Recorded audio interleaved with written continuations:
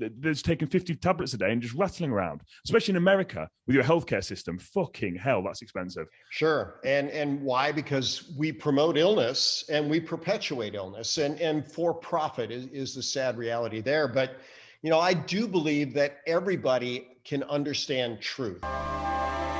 Welcome to the Prime Life Project podcast, a place to help you unlock your full potential, both mentally and physically, to become the best version of you.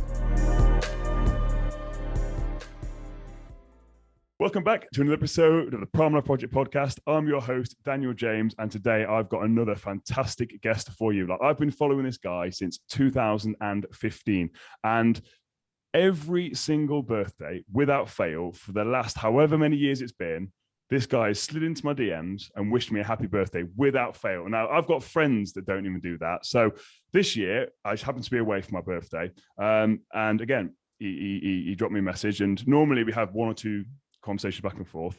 This year, it went a little bit further, went a little bit deeper. We spoke about lockdown. We spoke about what we've been doing. And I just felt inspired to get him on the podcast. So today, the gentleman that I have for you is... he's probably one of the happiest people I've ever met in my life. So you'll see as soon as we get him on, he just got this beaming smile. And his name is Dr. Rob Rakowski, and he's got over 30 years of practicing as a functional medicine doctor, teaching well over 10,000 hours of seminars to natural and medical practitioners around the world. And he's known for his in-depth understanding of psychology and biochemistry. And as I said, he's probably the happiest man I've ever met. Dr. Bob, welcome to the podcast. Well, thank you. And you know what? Happy, beautiful day. When you talk about reaching out and connecting with people, it's one of my favorite things to do. So what a blessing to be able to pay it forward to your listeners, some of the things that we've learned that we can share to add value to people. And I believe that's what we're all here to do, just make the world better. That's exactly it. And I wish more people thought like that. So again, the whole goal for today is just to add some value to people. And as I said to you, the hardest part of having someone like you on this podcast is what the hell are we going to talk about? Because the list of things we could discuss was endless. So I basically went for what I thought would be the biggest bang for the buck. And again, we're going to get into that in a second. But for people that don't know about you, could you give my audience a bit of a background about yourself, who you are and what you do on a bit of a deeper level? Sure. So, we start out with who I am. I'm an inspired teacher. I'm a functional medicine practitioner. I've got some wonderful formal education with degrees in engineering, biology, nursing, chiropractic, postgraduate degrees in nutrition, kinesiology, acupuncture. But I think my biggest education is self-education, connecting with people and absolutely learning that everyone can teach us something, and as one of my mentors said, people can even teach you how to be a bad example, teach you what not to do, right? So we try to find those that want to and can lead us in the right direction. And so I've been the clinic director of the Natural Medicine Center in Houston, Texas now for 30 years. And we've served world champion athletes from every major professional sport, Olympians from the major Olympic sports. And we've seen the other end of the spectrum, people that medicine gave up on, life gave up on, people sent home to die. Many of these people are alive 10, 20, 25 years later. So we found some wonderful success in there. Have you found anything that sort of links the two? Because that is quite a massive diverse thing. You've got the athletes, the high-end people, and the everyday people. Is there something that you've noticed that connects the two when it comes to health and happiness? Is there anything sort of connection that you can, or what leads people to not being happy and ending up actually seeing? Well, you know what? It's all connected, and we are all connected. But if we wanted to talk about health, we're going to talk about mental, physical, emotional, spiritual, social, financial, impactful health. But I like sevens. When we talk about physical health, you've got to eat right, drink right, think right, move right, sleep right, poop right, talk right every day. And that applies to everybody, whether you're the elite or whether you're on the other end of the spectrum. And reality is the people that are performing better, they're making better choices more consistently. Those that aren't, they're making sometimes very poor choices consistently. And it's sometimes they bought a story that really didn't resonate with their value system and certainly not with their body. If someone says, hey, you've got this value in your blood that's a little off, let's give you a toxin to try to address that. That shouldn't ever be the first line of offense. Let's see what you're doing in your world that brings this value out of line. And let's see if we can move it forward in a way that actually corrects the problem rather than covering it up. I think there's a big thing when it comes to choices. I literally speak about something almost every podcast I do. Choice. Every single person has a choice. So why do you think that people, because we all know to be fit and healthy, the basic things we need to do, eat your fruits, eat your vegetables, go outside, exercise. We know this. I think every single person knows this. Yet as a species, we're getting more and more and more and more sick, unhappy, unhealthy. Why do you think we keep making the wrong choices? Well, I don't necessarily want to bring up that I think it's by design. There's, as one of my mentors said, there's not much money in healthy people. There's, not much money in dead people. The money's in between people that are sick and wanting to get healthier. And if they sell them a patch that they keep needing and needing and needing, that actually makes them feel better for a period of time, but ultimately makes them worse, where they sell them another patch and another patch and another patch, or I could use the term pill. That's what too many people of the world have bought. If I ask you, do you want it easy or do you want it hard? Most people are going to say, well, give me the easy road. But what if they found out that the easy road really wasn't the easy road? It was the destructive road. It was the hard road. So it is to a very high degree ignorance and buying the wrong story. But it doesn't take long to get people connected with the idea of what it really takes. And when they get on that path, sometimes it just takes a little nudge and people take off from there. I think it's because people know deep down. They know deep down that taking these pills, tablets, they know that it's not the right thing to do. They know that actually, like when it comes to diabetes, for example, obviously you've got type 1, you can't help that. I understand that. But when it comes to type 2 diabetes, you've got pre-diabetes now, type 3 diabetes, where people will go in and they'll understand they're on the road to diabetes. People understand that if they made smarter choices, that actually they could do something about that. Whereas nowadays it's like, oh, actually, let's just give you some insulin or let's just give you this just in case. And it's like, well, no. But people do it because they're told to do it. But it doesn't quite sit right with people. And again, I'm just using that as an example. But again, for me, it's even something like a headache. You didn't get a headache because you didn't have ibuprofen or you didn't have paracetamol. There's a reason why you didn't have that. And this is when it comes back to me and how I work with my clients. In fact, it's like, again, I've had a big interest in functional medicine, which is how I came about you originally. Now, again, I'm not a functional medicine practitioner, but I understand how the body works. You've got the human physical body. And when that breaks down, people just want to put a plaster on it. They just want to, like, oh, here's a pill for that, as you said. But you've got to break it down. Again, the human body is just a collection of tissues, organs, organ systems, but fundamentally cells. What are cells made up of? What are you actually giving your cells? Are your cells actually able to work optimally? If the answer is no, then why don't you maybe address that? Because the body's smart, the body will fix itself. And people don't say, well, within reason, like obviously within reason, like again, every now and again, you've got to take some pills and potions. I'm not saying you don't, but for the vast majority of people, they just sold the wrong information. They're just so desperate for that quick thing. And before you know it, they're just taking 50 tablets a day and just rattling around, especially in America with your healthcare system. Fucking hell, that's expensive. Sure. And why? Because we promote illness and we perpetuate illness, and for profit is the sad reality there. But, I do believe that everybody can understand truth, and especially when they're asked a question in the right way. So let's say a doctor recommends a bottle of pills and I say, okay, well, what happens if you take this entire bottle of pills at one time? Well, you're going to die, right? Almost always, or be severely damaged. So how safe can that be? And they'll get that in a moment. And then we'll share maybe some of the supplements that I use. And what do you think would happen to you if you took all of this? Well, reality is if you got too much, maybe you'd pass it out through stool really fast with diarrhea, or you might even throw up, but you're not going to die. And so ultimately, when we build the body with what the body's made of, we can build a stronger body. When we put toxins in the body, they by definition interfere with structure and or function. And in time, the more intoxicated you are, the closer you are to death.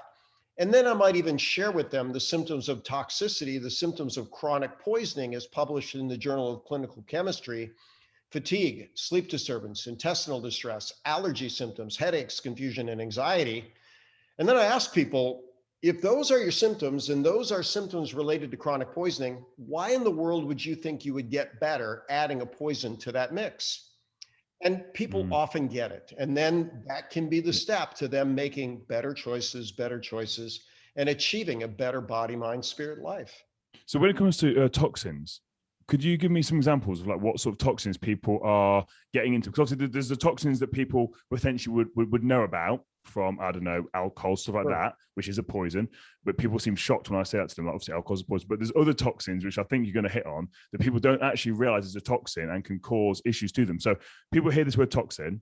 Obviously, we're not trying to freak people out today, but it's just making people aware what sort of toxins could potentially be around them that are building up into them and making them well, unwell. let's, rather than naming specific ones, let's just say there are toxins in the air and in all of the air. I don't care if you think you're in the most pristine area of the world, these toxins permeate all the air. There was an interesting study from Columbia University. They put very sophisticated air samplers on pregnant women all over the country. And they just said, okay, what's coming into their body through their air? And every woman that they tested was exposed to hundreds of toxins that were associated with altered brain development, potentially birth defects. So there's toxins in our air, there's toxins in our water, there's toxins in our food.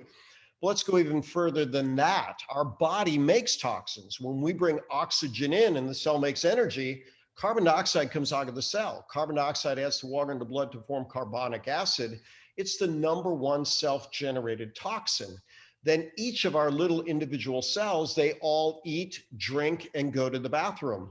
And guess what? The things that they eliminate are toxic, and all of our elimination routes need to get rid of them. So if we just look at the general category of toxins, over 80,000 registered toxic chemicals in the environment. And when they study toxicology, they study these things one at a time, not combinations of 2, 3, 5, or 10, or 20, or 80,000. So if we have an alphabet of 26 letters and we can make a near infinite number of words, how many words or toxic combinations do you think you can come up with out of 80,000 toxins? And it's a huge burden. And so one of my rules in physiology is when in doubt, and in clinical practice, when in doubt, detox, because it often gets the most bang for the buck. So let's talk about detox. I know we weren't, but this wasn't planned on this. I knew full well that we were going to go down some rabbit holes today. The term detox pisses me off. Now, it pisses me off because detoxes are normally pushed by influencers on social media, and it's just like, oh, it's going to go on a 3-day juice detox. That's most of my audience listening to you say the word detox. That's instantly what they'll think. I know that's not what detox is. So can we talk about what an actual detox is? Because the only thing people will have heard about detox is their latest celebrity like Kim Kardashian doing a 3-day detox because they've got smashed off their tits at the weekend and they want to be healthy or drop some weight or whatever the latest crap they're selling is. So what actually does detoxification look like when done properly? Well, I'll tell you, it can take on many different forms, but the number one rule in toxicology is separate yourself from the toxic source. So stop putting toxins in your body, start facilitating elimination from your body. I had a new patient in this morning, and she told me that it's not uncommon for her to have one bowel movement a week. And our bodies should eliminate all of our elimination routes. Your bowels should move at least once a day, preferably 2 or 3 times a day, a nice form stool. That's determined by fiber, water, neurologic tone. But we've got the liver, we've got the kidneys, we've got the lungs, we've got the skin, we've got the lymphatic system, we've got the bowels. And we want all of those to work ideally. So sometimes people would question detox and they say, well, I don't think we need to detox. And then I will jokingly say, all right, let's do an experiment. Let's just, you and I, stop detoxing right now. Now, the basic element of detox is to exhale. So guess what? This person is probably going to be dead in 4 minutes, unless they're a pearl diver from Fiji. Then maybe they get 8, 9, 10. 4 minutes. 4 minutes. I'm thinking, I don't think it'd have been 60 seconds. I don't think I could hold my breath for 60. They're going to be dead, just that simple. And so we have to continue detoxing. Now, when we start looking at detox and we start looking at the liver is really an organ that gets a lot of press, and it should. But when toxins come in, there's a series of reactions that happen that open up a binding site on the toxin. Then we neutralize it with something else, and we either convert it to a water-soluble toxin that can be passed out in the urine or kidneys, or a fat-soluble toxin. It can be dumped in the bile and go out through the stool. But there's a transformation that happens. It goes from something that's harmful to something that is neutral and the body can get rid of it. We sweat out toxins, we exhale toxins, liver and kidneys work together. Bowel has a little different mechanism, can work with the kidneys as well. But ultimately, we want all these things working. And I'll tell you what, you make any one of them not work. What happens if your kidneys stop working? You're going to die. How about if your liver stops working? You're going to die. How about if your bowels stop working? You're going to die. How about if your lungs stop working? You're going to die. How about if your skin stops working? You're going to die. So these are all life critical functions. Now, once we separate ourselves from the toxic source, the first phase of liver detoxification is protein dependent. There's these series of enzymes called the cytochrome P450 superfamily of enzymes. So when you go on a juice fast, 24 hours into that, you start decreasing the activity of the liver enzymes, or your body is going to have to break down lean tissue to make proteins, to make these enzymes to detox. So, that type of fast or detox is really not a good idea. Then we've got a whole series of neutralizing substance in phase 2 liver detoxification, but we need proteins, we need nutrients, we need energy, and we need to give the body a break from toxins, put in all healthy things. And I usually like 7 to 10 days, but with the right program, you can get a lot done in 3 days. But it's the thing, you've hit the nail on the head here, because people will be like, yeah, but I lose a lot of weight when I do my juice tea or whatever. Yeah, but you're eating into your lean muscle mass. So you're not dropping body fat. Technically, what you're doing is making yourself fatter. You're destroying the metabolic tissue within your body. You're maintaining the body fat. You're losing your muscle mass. Therefore, percentage-wise, you have more fat now than muscle. You've just got fatter. And people can't understand that. And they just hold this number on the scale. So again, that's another podcast I've done speaking all about that. But I love how you spoke about breath work. So the last podcast I had on was a guy called Craig Seaton. We spoke all about breath work. And it was absolutely brilliant about how the body, we should actually be breathing properly. And again, we were talking about it from a mindset meditative point of view. And it's absolutely brilliant. So I'm glad that you brought that up, because people don't actually realize that your skin is the biggest detox organ that you've got. The fact of actually sweating, like, it is an organ, like looking after your skin. But now we're trying to stop ourselves from sweating. Again, with the breathing, most of us are breathing from our chest, not from our diaphragm. There's all these things. And even the basic act, you wouldn't be surprised, because you see this all the time, but people would be so surprised to hear that the amount of people I get coming to see me, and they are literally going to the toilet once a week and then relying on laxatives. And you're thinking to yourself, you're destroying your bodily function. Like I say to people when it comes to going to the toilet about a bin, if you had a bin that was just sat there overflowing and festering, you'd want to empty that. You'd question that, but we don't question ourselves when we don't actually go to the toilet. And it's just a normal thing. Even like urine, like when people's piss is like just like the most disgusting color of yellow, we don't question that. And we'd much rather have a Coke Zero, Diet Coke, whatever the latest bloody thing is, rather than just having water. And again, you hit the nail on the head. And I'm so glad that you've said this with your background, rather than just me seem like a nutter, about the world being set up for us to fail and the fact there's not money in healthy people. I'm a firm believer in this. And people think I'm a crazy nut job when I say it, but just look at what's around us. You go to a gas station, what's the first thing that's there? Sweets, chocolate, candy. When you go to your grocery store, what's the first thing that's there? Chocolate bars, cookies, donuts. The healthy stuff is not pushed enough. And again, I don't want to go down this rabbit hole just yet, but the whole thing with coronavirus proved it just to me, of the fact of the biggest thing people could do is actually look after themselves and their own immune system, rather than fucking opening up all the fast food restaurants, closing down the fucking gyms and telling people to stay at home. I mean, and this is the thing that I talk about. People hear that stuff and they understand it doesn't make sense, yet they don't do anything about it. It just blows my fucking mind.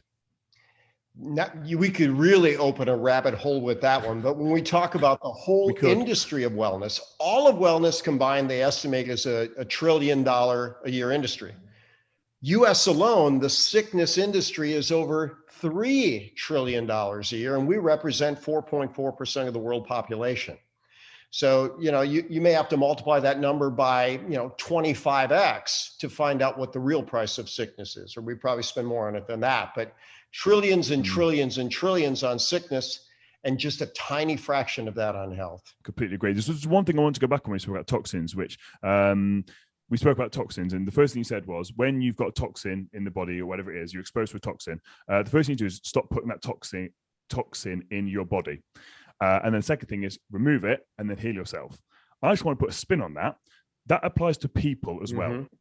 So when you have toxic people in your life, the first thing you need to do is stop putting those toxic people in your energy zone. Get rid of them, remove them, and then actually heal yourself from that. So I just wanted to hit on that because, again, that's kind of like where we're segueing into. But you said that about the toxins in the body and stuff like that. I thought that is a perfect metaphor for, again, what you should do with toxic people. So if people want a formula on how to get rid of toxic people, remove them, heal yourself. Couldn't have put it any better myself. You know, I want to share a quote that I've heard a few times. I don't know who to give it to, but, you know, everybody has my love. You don't have to earn my love, but you do have to earn my time, and you do have to earn my proximity. And, you know, Stephen Covey wrote The 7 Habits of Highly Effective People, and he said one of his habits is win-win or no deal. So how do we get a win together as a human? We add value to each other. That's a win-win. But if there are humans out there that are pretty good examples of what a parasite would be, you know, they take and they intoxicate in return. Now, those are people we're going to love from a distance. And those are the people that teach us how to be a bad example. We learn that. But it's been said, you know, show me your friends, I'll show you your future. And so we want people in proximity that together we lift each other up to make the world better. So on that note then, because again, I've spoken about this before, I want to know your take on this, because people, that's really easy to say. Yeah, you've got to like, remove the parasites, remove the toxic people. But what if that's a friend or family member? So what if that is your brother, your mother? How do you go about that? Because again, I know that this is where we're sort of segueing into now, but what would you say to people that are struggling with toxic, parasitic people in their life? What would you say they can do to try and remove them from their life? Well, Eleanor Roosevelt said something to the effect that no one can make me feel a certain way without my permission. So we have to then have this level of self-mastery. And there have been many masters on the planet where it doesn't matter who's in your general area. You love them, you appreciate them. By the way, the word appreciate literally means to add value. And hopefully you love them enough, add value enough that we can move them forward. And, you know, as I took plenty of parenting courses. I've got 3 wonderful adult children. I've got grandchildren now. And it's so beautiful to see your kids, by the way, turn into great parents. But ultimately, you know, one of the things I was taught was if a child's having a problem, you say, you know what, I love you. Make no mistake about that. I love you unconditionally, no matter what. But that behavior, I don't love. And here's why. And here's what happens with that level of behavior. And here's how I'm going to suggest we correct it. You know, so think about it. When you put a child in a different room, you're creating space and you're giving them a space to think about it. You said you just had a mini sabbatical writing poetry. How awesome is that? You know, when people realize, hey, there are some things that are stressful. I need to get back and get in touch with me, get in touch with the person running this show, make myself better, more at peace, so that when these people do come into my area, well, I've got to recover. But ultimately, we need to take care of ourselves so well every day that we're strong enough, we have enough reserve. You know, the term hero literally means strong enough for 2. We want to be strong enough for 2 or 3 or 5 or 10 or 20 and have our balance so good that we can't disrupt it. This goes back thousands of years. The Emperor Marcus Aurelius used to have what he called the equanimity game. If he got knocked out of balance, how quickly can I find balance? And by the way, they said he was the last really good emperor. If we go to Abe Lincoln, he says, if you want to test a man's character, give him power. Well, the emperor was quite powerful back then. We can see what character people in power are having now. And I think it's time to vote a lot of these people out. No, people get scared though, don't they? And again, especially with everything that's going on nowadays, I think being scared is the main narrative on people's minds. People are just petrified. And again, I can't see it getting any better anytime soon. You hit so many key points there about people taking personal responsibility for their own happiness and get themselves back to balance again. Now, you are probably, as I said, one of the most positive people that I've come across, but you are not immune to feelings. You will feel down. You will feel this negative thing that we all do, especially during coronavirus and all this sort of stuff, because there would have been at some point at the start, like I think everyone did, where you're a bit like, what the fuck is this? The scare thing is all, everyone would have had that. So how do you get yourself on this level? Because you are very, very positive. Your outlook is absolutely fantastic and wonderful, but I'm assuming it wasn't always that way. So how have you got yourself to this place? And is there any words of wisdom you can impart on my audience on how they can actually get themselves back into balance? Because you seem to be the master at this. Like, you look like the kind of guy that doesn't have bad days. I know better to know that you do still have bad days because you're human, and I know that you're still human to my knowledge, but how else can people get this almost superhuman ability that you have to constantly be amazing and happy? Well, I think it's a conscious choice, and we do have to be conscious. And by the way, that's mind, body, spirit. And then ultimately, everybody has self-care habits. You know, when it comes to eat right, drink right, think right, move right, sleep right, poop right, talk right, everybody's going to have their number one. My number one is sleep. If I get a great night's sleep, it's very, very easy to have a great day. If I don't get a great night's sleep, I know that that day is going to have more challenges than typical. So I have to find a way to get a nap, get some rest, get some more earthing, get some more exercise, get some more peace, get some more meditation. But ultimately, I'm a huge fan of coaches. I've got plenty of coaches. I've got plenty of mentors. And let's say something really knocks me off my center. I'll reach out to one of my coaches or mentors, someone that has plenty of wisdom, and I'll say, I'm struggling with this. Do you have a few words of wisdom? Can we talk? And you would be surprised at how just a few of the right words and the right direction can move you in a better direction. So if we were to take this issue with the world, I don't even like to name it because there's so many things that are wrong with that. And naming it gets us often censored. But the very first Nobel Prize in medicine, we're talking about like 1902, was something called convalescent plasma. Someone got the idea that if someone got infected with a really bad virus, what if you took plasma from a healthy person and infused it in the recently infected person? What would happen? Well over 100 years ago, they had a phenomenal success rate, cure rate. So that was the first Nobel Prize in medicine. Now, early on in a recent virus, they were using convalescent plasma, and there were two studies that were published, Proceeds National Academy of Science, New England Journal of Medicine, small studies each, but they both had 100% cure rate. When they took people that had been infected, recovered, got the plasma, infused it into other people, 100%. So when they said, okay, we're going to keep people in their home, we're going to keep people separate, we're going to keep people social distance, what they were doing was keeping the healthy from getting it and therefore blocking the cure. You know what? I came about that information from a roundabout way. People that are running health, making health policies, they had to have access to that type of information. So somehow, some way, that was one cure that was suppressed. But let's go back a step further. People were very concerned. They reach out to me because they know I know a few things about health. So I said, okay, how about the first version of this virus? What did we find out was effective against that? There were 38 published effective treatments for the first version of this virus. And by the way, as time goes on, most of these things were proven in very good clinical studies to be effective for this most recent version of the virus. But as you will notice, a lot of effective treatments, pharmaceutical and natural, have been blocked, have been censored. Doctors have been blocked. So you just have to ask yourself the question, why? And, you know, if truth shall set us free, blocking the truth will imprison us. We all have to be ambassadors for truth. I've said this all along. Again, I keep my opinions on this to myself because, as you said, you get censored and people don't pay me for my opinions. They pay me to get them in shape and sort the mental health out. They don't ask my opinion on this. But since we're on the topic of this, I will give my opinion on it. I've always said from day one, I've said it to my family, that the truth will come out. The truth will come out. And the people that have done this stuff will be held accountable to it.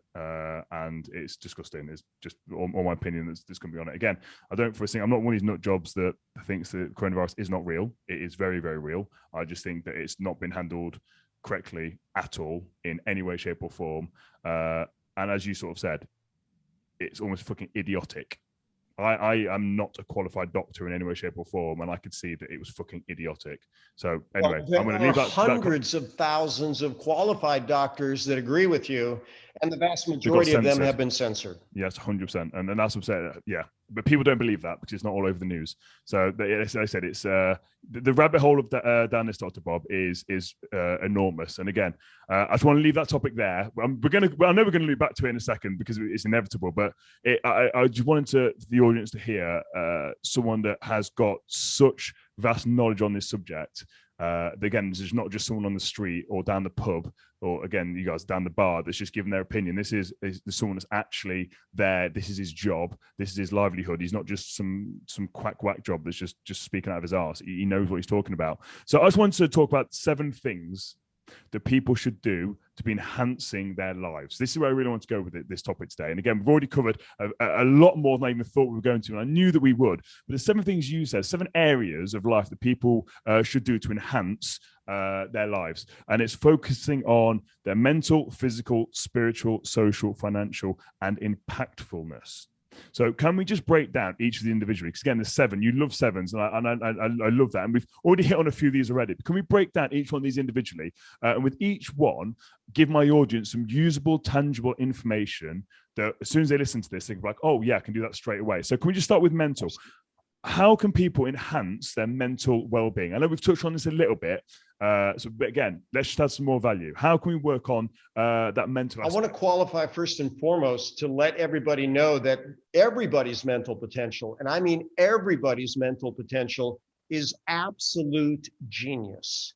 There was a brain researcher in the 50s. His name was Glenn Doman. He pioneered cryogenic brain surgery, and he said every child born has the inborn potential, at least that of Leonardo da Vinci. And he said it didn't matter race, it didn't matter gender, it didn't even matter brain damage. Our brain has so much potential that we can get there. So how do you develop that mental potential? And I've come to the conclusion that it has to be through you being inspired to do what you love. So you have inspiration to share, to help people enhance their mental health, their physical health, because of your journey. And by the way, I believe your journey was a gift to you, because look at what you bring to the world right now. Someone better, stronger, faster, smarter, sharing, expanding, reaching to the world. But find out that which inspires you. So remember Confucius, he said, if you do what you love, you never work a day in your life. If you find out what you love, you'll keep pursuing that. You'll want to get better with it. You'll want to share it. You'll want to expand it. And that ultimately is going to be the key to the mind. Find out what information you're so in love with, what skill you're so in love with, that you will keep pursuing it. I had a phenomenal musician in as a patient 2 hours ago in my clinic. This guy's now in his 60s, and he loves music as much as he did throughout his entire life. And he's thrilled. He said, Bob, I've finally gotten to the point where 60 something years where my music now pays for everything. He says, I'll take every gig because I love to play, but I realize every gig is an audition for the next gig. And I said, what keeps you going in that? He says, learning more and helping people smile. Well, if you can do that with whatever you have determined, you will keep expanding your mind. And by the way, that musical mind is very integrated. They know that when people play the piano, they integrate both sides. When they play the guitar, they have phenomenal connections. It's different connections than Michael Phelps, who loves swimming, and different connections than, just depending on what your expertise is. But ultimately, find out what you have that love with, something that you would do no matter what, and you love expanding, enjoying, and sharing. So it's got to be inspired mental activity. I love that because, again, on the last episode, I hope my audience picked this up, that Craig said the exact same thing. Owen said the exact same thing. Numerous guests of mine said the exact same thing here. Like, what would you be doing if you weren't getting paid for it? And as I mentioned numerous times, this podcast costs me money. Mike costs me money, but I don't do it for any other reason than to help people. Would I be doing this if I wasn't making money? Yes, because I'm not making money. It's costing me money, but it puts me in contact with people like you. And right now, I'm absolutely loving life. I'm, as I said on the Craig episode, and again, it's not me bullshit. I'm in such a state of gratitude right now that I get to share your knowledge and wisdom with my audience, because I know people need to hear this information. But for me, I think a lot of people are scared. They're scared because at the minute they're comfortable and they're worried, well, I mean, what if people don't accept my music? What if people don't accept my drawings, my paintings and stuff like that? What would you say to people that are in that sort of scared bubble that they don't even know what inspires them? How would you get someone to find what, because it's hard when we're told from such an early age to suppress that creativity. So we can get people, again, you know what the school system's like in America. It's the same in the UK. It's just do as you're told. You can't be creative. You can't think outside the box. Me and Mike spoke about this in extensive detail. So how do you find that creative spark when it's been put out for so long? Well, you brought up a really good point, and I'll talk about the 4 C's of education. It's creativity, it's critical thinking, it's communication, it's collaboration. And sadly, so much of our education is not doing that. But if you take any child, they have some activity that they fall in love with. And we just go back and say, what did you love to do as a child? If you could do anything with your day, what would you do?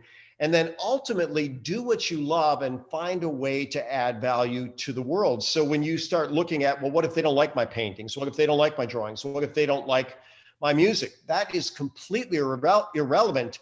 Do you like it? And so keep in mind that we have a lot more starving artists than we have thriving artists. But if you take on whatever you do for money as being that which frees you up with space and time and resources to pursue your art, then you can put a good spin on it. You can put appreciation on it. You can add positivity to anything you do. Just imagine if you're going to a job that you're not crazy about, but you say, this allows me to spend time with my music, to spend time with my art, to cultivate my talents. And ultimately, my game plan is to cultivate that in a way that I can save the world, share with the world, enhance the world. And I'll talk about my patient. He's in his 60s at this point, and he's worked other jobs his entire life. Even though he's quite talented, he finally now got to the point, and he's happier than ever. But you know what? Every week when he has music, when he puts smiles on people's faces, he realizes that that's his calling, and he feels good when he does it.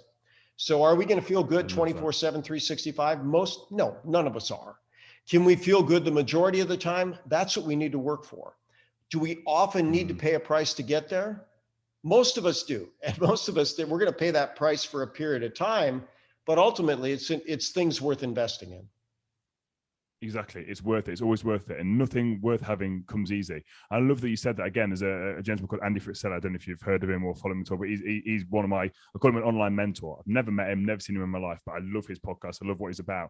And one of his biggest things is no matter what you're doing, even if you're working at McDonald's and your job is to do the fries, he says, be the best fry person that there is. Like, just love doing that. That is your job. Just love that, because again, people will notice that, and people are always watching. And that's one of the biggest things with this. Like, you may not be doing the job that you want to do right now.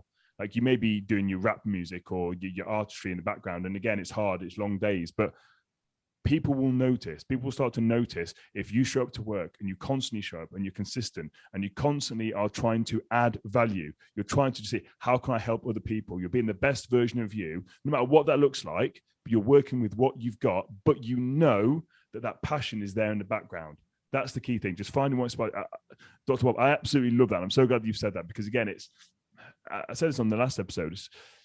How you articulate things, again, is very different to how I've heard it said before. And again, you're a very, very wise man. You're quoting all these people, like your recall of these quotes.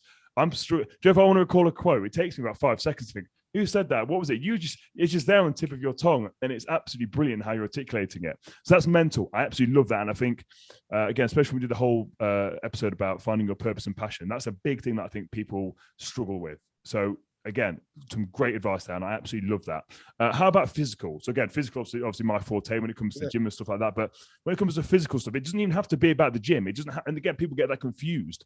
So what do you mean by enhancing people's physical Well, we've got this body that carries us around, right? It houses our mind, our body, our spirit, right? It helps us to move different places. So I tell people you've got to eat right, drink right, think right, move right, sleep right, poop right, talk right every single day. When it comes to our physical body, I like moving every joint, every range of motion every day. And here's the qualifier: pain-free.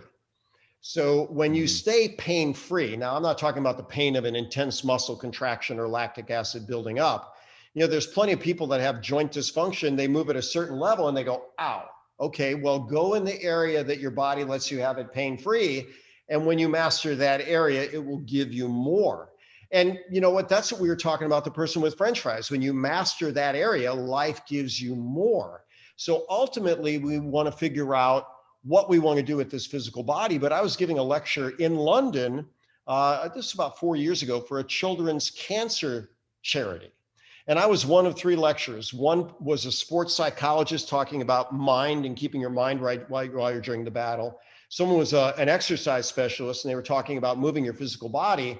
And then I was talking about nutrition and cancer and things like that. But the woman who brought step aerobics to the UK, she started with the statement. She says, most people are about as fit as they need to be to do the things that they enjoy. So think about that. If you like going dancing multiple times a week, you're going to be fit to dance multiple times a week. If you like powerlifting multiple times a week, you're going to be fit for that. If you like basketball, if you like swimming, if you like sitting on the couch and that's what you like to do, well, you're not going to have a whole lot of fitness there. But ultimately, that person would probably have to have the discipline to find a way to entertain themselves while they go for a walk around the block, preferably at least getting those 10,000 steps in a day.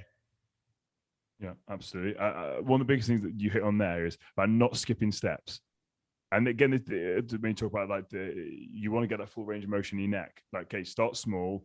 Then once you master that, then you can move on to the next level. It's like a video game. You've got to go through one level, like Mario Kart or Mario, whatever it is, or Sonic the Hedgehog. You've got to complete that one level before you can go on to the next level. The problem is people in life want to skip steps. They want to be a millionaire. They're thinking that's going to make them happy. That's a whole other conversation we'll get to in a second when it comes to finances. But people think that they just want to skip steps. They don't want to create something. They don't want to take the time to build something. They don't want to take the time to be good at something. They just want to skip the steps. When it comes to fat loss, they don't actually want to do the work. They don't actually want to go through the whole cell signaling, the fact that the body actually needs to signal the fat loss to break it down, transport it, blah, blah. They want to just take a tablet and it then just happen. Or they want to have an injection or whatever it is, something stupid. People want to skip steps, but they don't understand that actually doing the steps is the thing that builds up the skills that helps people keep it at the end. I use the analogy of when, if people win the lottery, how many people win the lottery and end up broke 5 years later? It's because if you can't master £100, you can't master £1 million. Don't skip the steps. And that goes for anything, whether it's financial, physical, mental, whatever it is. And again, me and Mikey talk about this all the time. People, when it comes to the spiritual mindset journey, people want to be a quote unquote guru or an expert in something. It's like, you haven't mastered your own shit yet. Just don't skip the steps. Get yourself to a place where you are good, not okay, where you are good, you are thriving.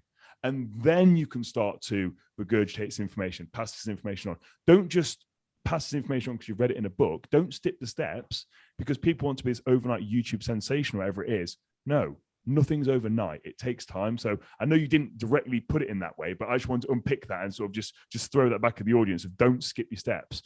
Next one, spiritual.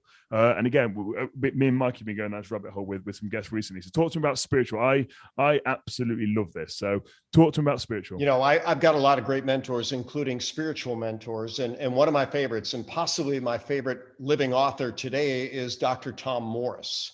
And I affectionately call him PhD. He's got his PhD in philosophy, PhD in religion from Yale.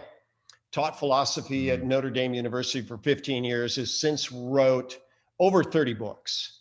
But when he talks about the spiritual component of life in studying the great sages from every culture, every religion, everybody that had something to say, he says it all comes down to one thing, and that's the term unity.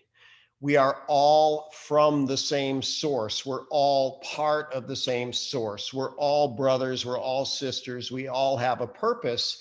And if you see that person who's struggling and you actually know that's your brother or sister, wouldn't you be more loving than if you saw them as something other than that? And ultimately, when we can see that, then we can have love for people. And, when we start talking about grand design, I was listening to a different speaker this morning. He says, there were cells on planet Earth 1 billion years ago, and fossil remains show that. But if you were to take a living cell and get all the Nobel Prize winners that were ever created, that ever evolved, that ever happened, and they were to get together in a room and say, okay, just make one of those cells, they would fail miserably. So somehow, some way, there is this universal overriding intelligence that creates life, that keeps the planets in orbit, and we're all from that source. And if we can recognize that, and then ultimately treat others like we want to be treated, right? That's that wonderful golden rule that also goes through timeless, many, many cultures. Then we've got words to live by. I love that golden rule. Again, this is where, mate, I love you. I think you're absolutely brilliant. Like that right there was fantastic. That universe, I completely agree. People say about me being religious. I'm not religious. I'm spiritual. Meaning that for me, I just believe this universal energy. Don't know what it is, but it's there. We're all from the same thing. And again, if people understood this, it would eradicate racism. It would eradicate these wars, these religious wars, all that sort of stuff. It's people just trying to hold on to this identity, this false identity belief, to trying to, again, just empower themselves for this stupid belief system they've got. We're all exactly the same. We are all exactly the same. And treat others how you want to be treated is essentially, if you break down every single religious text that's out there, every single one, without fail, has that in there as essentially the golden rule to basically how not to be a piece of shit. How to actually lead an amazing life, yet no one, I say no one, the vast majority of people do not follow it.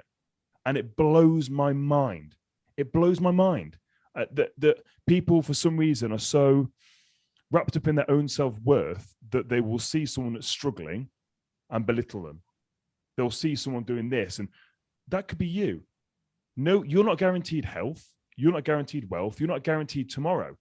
So why do people, it's almost like a question, why do you think people do that? Why do people look down on people poorer than them, the people that are less fortunate, when at any point it could be them? Because this universal energy doesn't discriminate. It doesn't care if you're straight, if you're male, if you're female, it doesn't care what race you are. It doesn't discriminate. It doesn't care. And ultimately, death comes to us all. So why do we do this, thinking that somehow we are special?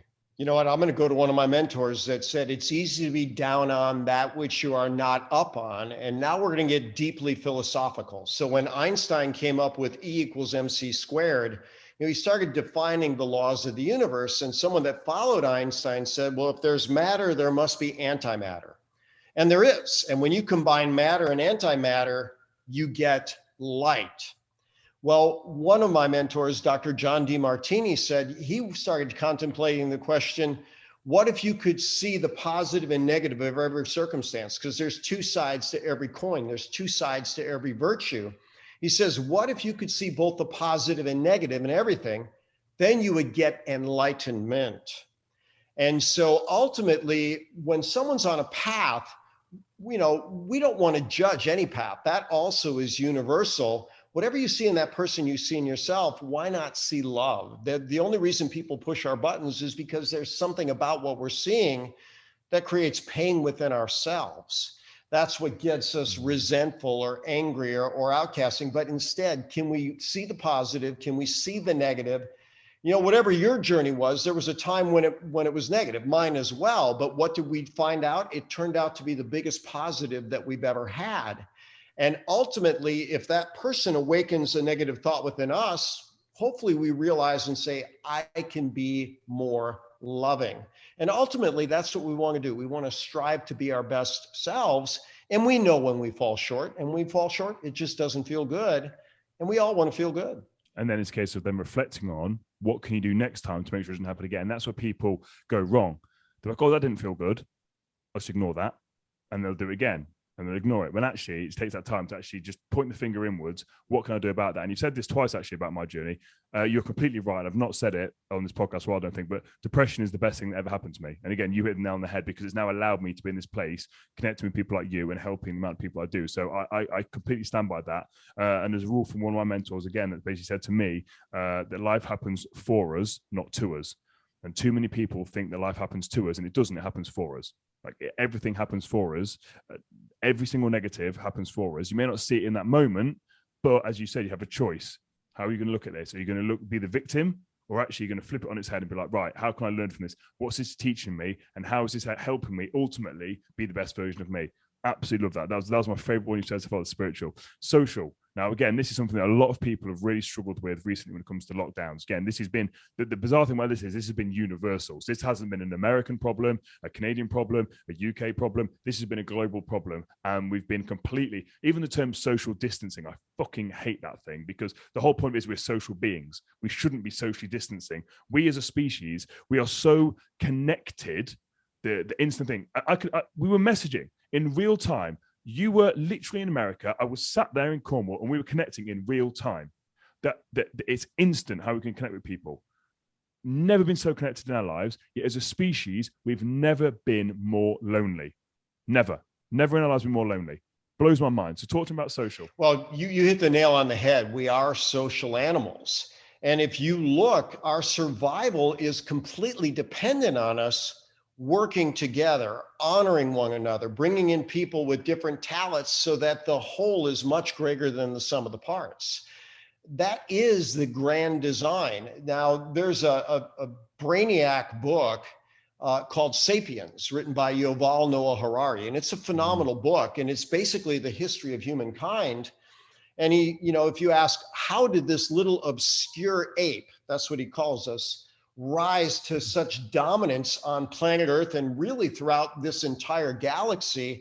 And it's really quite simple, because we've learned to work together. So we're always stronger together and weaker apart. So now if we go back to what's going on, is there any science behind social distancing?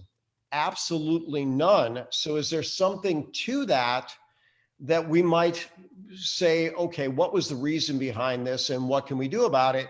And remember, the truth shall set us all free, including to gather again. But there are places that have never used the social distancing, and they're not having any problems at all. So, the countries that have the most restrictive measures are by far worse off. So if we can learn and study, and by the way, that is the value of being connected, we can connect with one another on social media. And if we're clever about how we say things, we don't get censored. And so we try to be that. But ultimately, you said it best. We are social.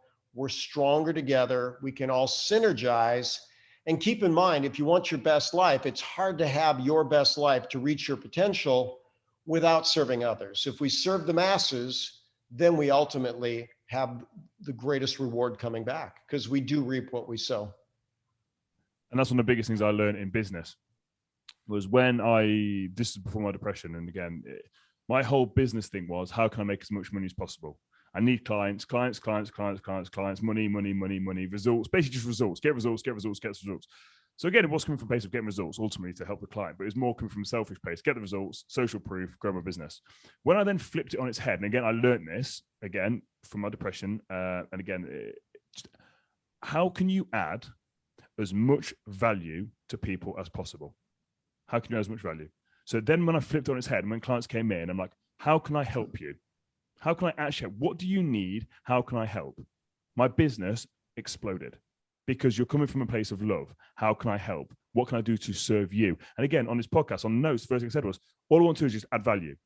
That's it. There's no ulterior motive here for me. I don't make any money from this. It's how can you come on and add value to people? So again, that makes you feel good because you're coming on hitting a completely different audience that may never heard of you in the UK. You're adding value. I'm then adding value to yourself, like helping connect with you, and then my audience as well. And it's just bizarre when you just flip it on its head and think to yourself, rather than being completely selfish, be selfless and be like, right, how can I help add value? And when you do that, the world, the universe, is universal energy, rewards you, and it all comes flooding back in, and it's bizarre. So that's my own personal journey with that. So I just want to confirm through my personal experience of where I am now and how people have seen me grow. That's where it's come from. How can I help? How can I serve you? And it's absolutely brilliant. I love that you said that. Financial. This is one of the biggest things for me that, oh, Jesus, like this was a thorn in my side until I was 28 years old. This was, and again, when we go through everything, there's no benefit to people being financially educated. None. Because banks don't make money from people being financially educated. Businesses don't make money from people being financially educated.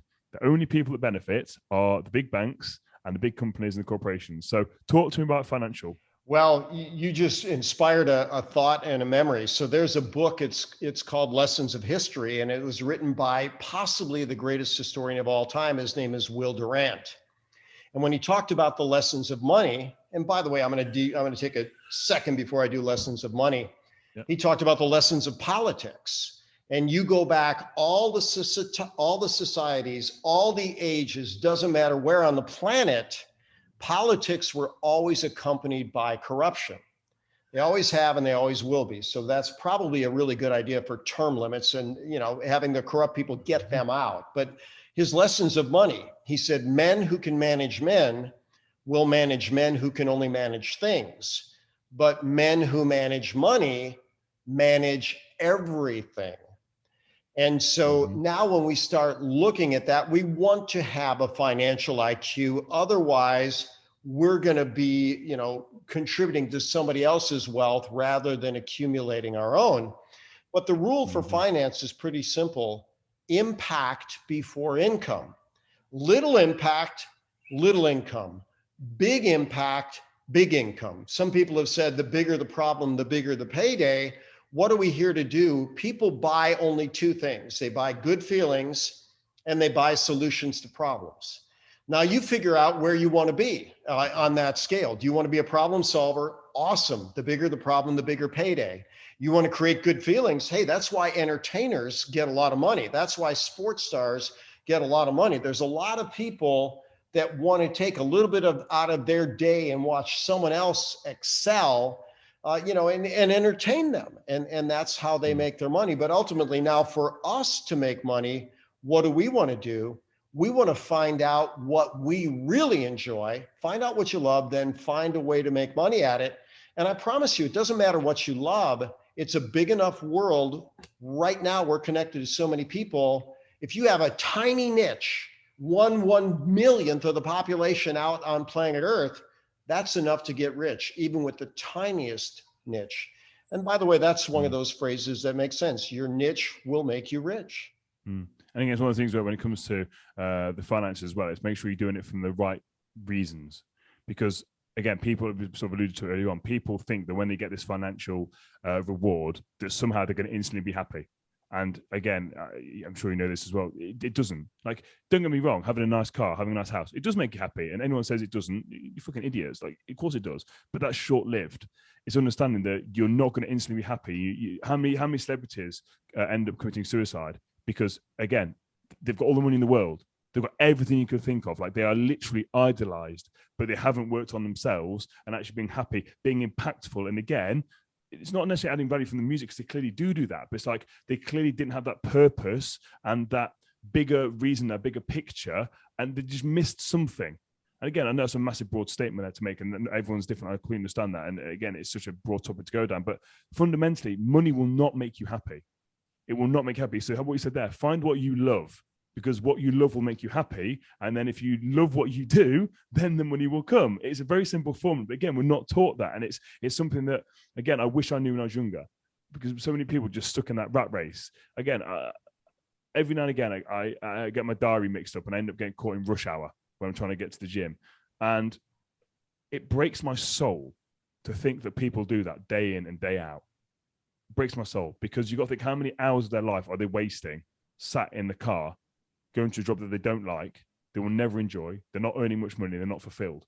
Now, again, you've got to do what you've got to do, and I get that. I'm not saying quit your job.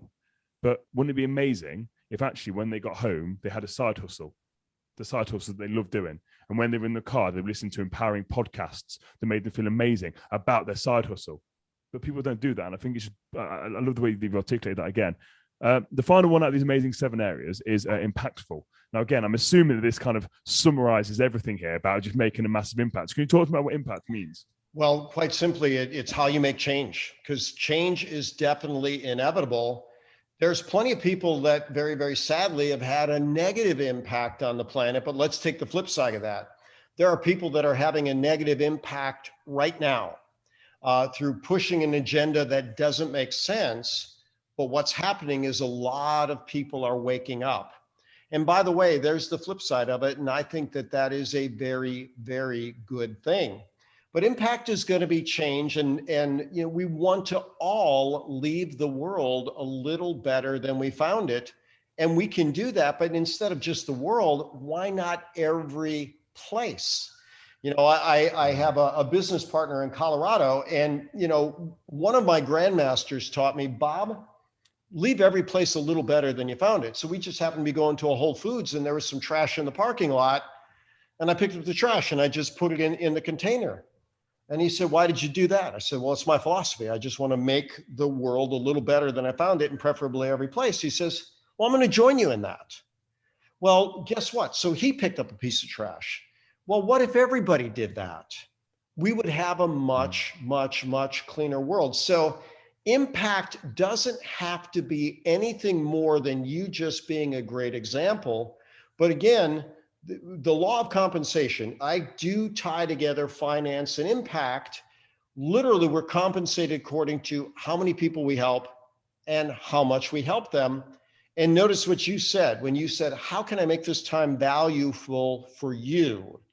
Then you had a bigger impact on the person because you were able to zero in faster on what they really wanted. Now, someone else is watching this and they're a trainer and they're going to say, I'm going to do that. That makes sense. Well, think about the ripple effect. That might be 5 trainers. It might be 10 trainers, each with 10 clients, and people are getting better, but they realize that that interaction with that trainer suddenly stepped up in value, and they may come home and you know, their child's home from school and having a rough day, and you'd say, how can I make this day better for you? Oh, this happened at school. I don't understand this. Well, let's look at it together.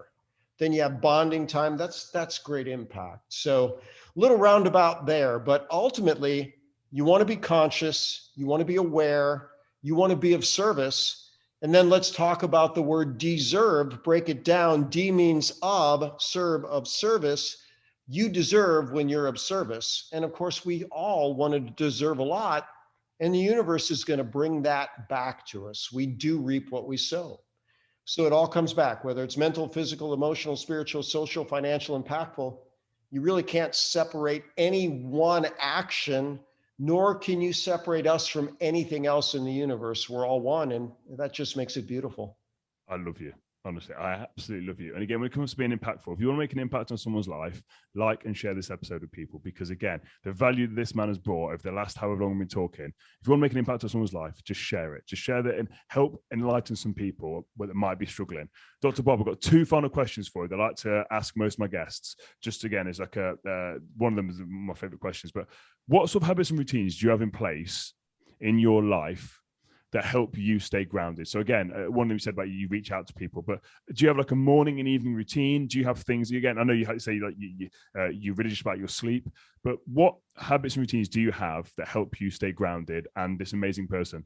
Well, I'm going to have all of my 7s, right? I'm going to eat right, drink right, think right, move right, sleep right, poop right, talk right every day. And I'm going to consciously pursue excellence in mental, physical, emotional, spiritual, social, financial, impactful. My morning routine is a little tweak on Hal Elrod's book, The Miracle Morning. And he uses this acronym SAVERS, SAVERS. There's only 6. I like 7. So I make it lifesavers, but it's just the L. And that first L is love.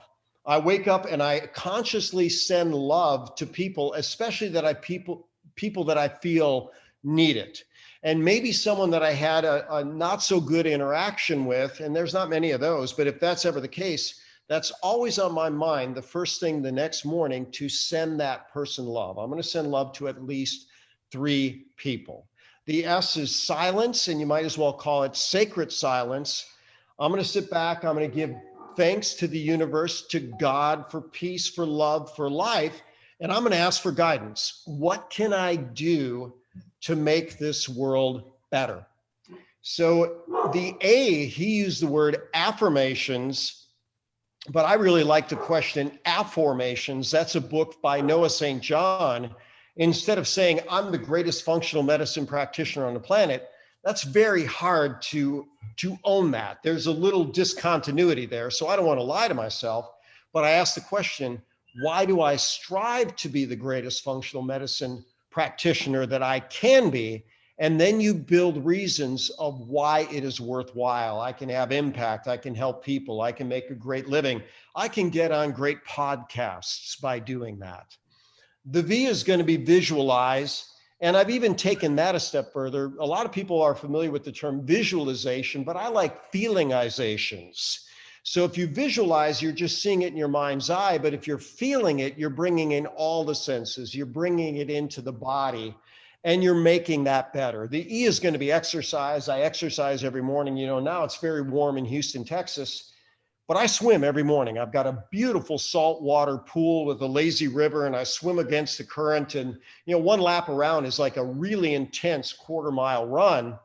But we had a day where it was 14 degrees. I know you're on the Celsius scale, so maybe it was -9 or something like that.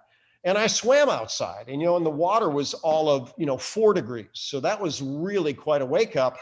And I even did a Facebook Live. And guess what? You can get used to about anything. The R is going to be read. I read something that's going to move me in the direction of expanding my life, my vision, my expertise, at least 10 minutes every day. And then the S is scribe. I'm going to write my goals. I'm going to draw them out. I'm going to make the day better. So that's my morning routine. Now, nighttime is definitely easier. I'm going to have an electronic sunset. I'm going to have a consistent bedtime. You know, the book Peak by Anders Ericsson, they looked at the best of the best in every field. They slept 8.6 hours a night. I strive to get that, and I hate to say that I rarely do. Sleep is one of my challenges, but I'm going to budget about 9.5 hours in bed to hopefully get 7 good hours of sleep. And, you know, in time, I hope to master that, but, you know, still haven't. But have that wind down routine. And then you've got several things within there: morning routine, night routine, consciousness for all life areas every day. That was probably one of my favorite 7 minutes. So that, honestly, that was brilliant. Like, do you know what I said to you? Going back and forth, I wanted to give the audience some value they could use straight away. You literally, when it comes to a morning routine, have given people the blueprint of how to nail down their mornings. That is brilliant. Like, the love. Again, Owen spoke about that as well. So Owen spoke about waking up and, again, showing love. And I love the fact that you're doing it from a place of people who may be upset, not feeling great with you. You're just sending them love anyway, regardless. The silence, love that. The one thing I want to two things that stood out for me that you've blown my mind on is the affirmations. Big believer in affirmations. Spoke about Michael Logier about I'm in the process of, rather than saying I am, because, again, that little voice will say, no, you're not. But then asking yourself, why? Why do I strive for that? And then list the reasons why. That right there, I'm taking that, because that is gold. Because most of the stuff I kind of do, but you've helped me expand that. And the big one here, visualization. Feeling that, again, we spoke about this before on previous episodes. It's not enough to visualize something. You have to actually feel it. And again, when it comes to visualization, again, if you want to get deep on visualization, here's the key. You have to, let's say you're trying to visualize, I don't know, your dream car. It's not enough to visualize a dream car. You have to visualize you in your dream car, and you have to feel as if it is already yours. Like you already own it. It's not, oh, I would love to have. No. Feel what it would be like to drive your dream car. It is yours. Feel like you already have it. It's called the law of assumption. Assume that it is already yours. I just wanted to clarify that, because that was gold right there, absolute gold. So I just wanted to sort of pile my little bit in there to just sort of clarify that. Oh, man, that's I'm now taking that morning routine off you. Unfortunately, I don't have a lazy river swimming pool just yet. So I'll stick with my cold showers, but I will get there, and I'll email you when I get that, and I'll do a live video, and I'll tag you in it when I get my little lazy river. Final question. What advice would you give someone right now that's been listening to this podcast and say, Dr. Bob, you've been absolutely brilliant. I understand exactly what you're saying. You give me some really usable information, but I'm struggling and I'm stuck and I feel out of control. What advice would you give to someone that does feel stuck and out of control? Well, you want to reach out to someone that can help you get out of that. I'm a huge fan of mentors, of coaches. Sometimes the reaching out is just a book. For years, my January 1 routine was I would read my highlights of Dale Carnegie's How to Win Friends and Influence People. I probably did that for 20 something years. And, it started out in my teens. I thought, my gosh, I don't have very many friends. Why is that? And so how about how to win friends and influence people? Well, to have more friends, you should be a friend, right? Be a better friend to have better friends. But ultimately, the wisdom of the universe is there. Find a person that seems to be further along the path than you are. And if they are, the type of person you want to interact with, when you ask them for a little bit of advice, they'll freely give it. I had a multimillionaire in this morning, and I had a colleague reach out to me. He's got an invention that he wants to bring to market. And so I asked my multimillionaire patient, would you be willing to talk to this person? He says, of course, I'm always willing to talk to people. And guess what? When you see the best of the best, they're always willing to do that. And so just reach out, send messages out, find someone that's in a little better place and get that nudge in a little better direction and keep building on it. And by the way, this podcast will be a great way to do it because obviously you're bringing in some great information and adding your unique, wonderful, enlightened perspective. And that's exactly what you did to me. You just reached out. Again, just reaching out, trying to help people. And again, your message was really, and I'm going to be completely honest with you. When you initially messaged me, I thought that you were reaching out to try and sell me something or something along those lines, happy birthday. And that's why I humored you. I thought, okay, Dr. Bob, I'll humor you. And then as the conversation went back and forth, and I realized this guy actually does care. Because first of all, I didn't even think it was you that was messaging me because I've got a virtual assistant. So she reached out to people. I thought, okay, I'll humor you, Dr. Bob. And it became very apparent quite quickly that it actually was you that I was talking to. And that's when I was like, this guy's the real deal. I need to talk to him. And talking to you right now, you have absolutely blown me away. And I genuinely mean that because you see people come across a certain way on the videos. It's very, very easy to fake it. It's very, very easy to pretend that you're happy. It's very, very easy to pretend that you're knowledgeable. But what you've just done here on this podcast is demonstrate the kind of person that you genuinely are. And I feel very, very humbled to have spent this time talking to someone that clearly knows their shit. They clearly care about people. They clearly care about adding value. And they are genuinely amazing human beings. I just want to say thank you very much. This genuinely for me, I know my audience will have taken value from this, but for me, genuinely, this has been awesome. And I really, truly mean that. And it's been an absolute pleasure to be talking to you. We'll get technically this afternoon for you, but this evening for me, it's been absolutely amazing. So I just want to say thank you very much. Where can people find out more information about you? I should get better at keeping up on my website, as you found my bio was behind, but start with thedrbob.com, thedrbob.com. There's a couple of different links that'll lead to it. Also, drbobrakowski.com, but that's a good start. I also have a public figure Facebook page. And, part of my mission is to try to add a little value, a little positivity to the world every single day. And I want to thank you for helping me with my mission. And I've enjoyed every moment of this. I'll make sure that that Mikey puts the thing across the bottom, because again, your last name, and make sure that it's there across the bottom of the screen so people can actually get that. And again, all the links in the show notes so you can go check out Dr. Bob. Dr. Bob, again, thank you ever so much for your time. Have an amazing afternoon. And I know that this will not be the last time that we speak. I look forward to our next time. And send this to me. I'm gonna share it on all of my Facebook pages. So thank you.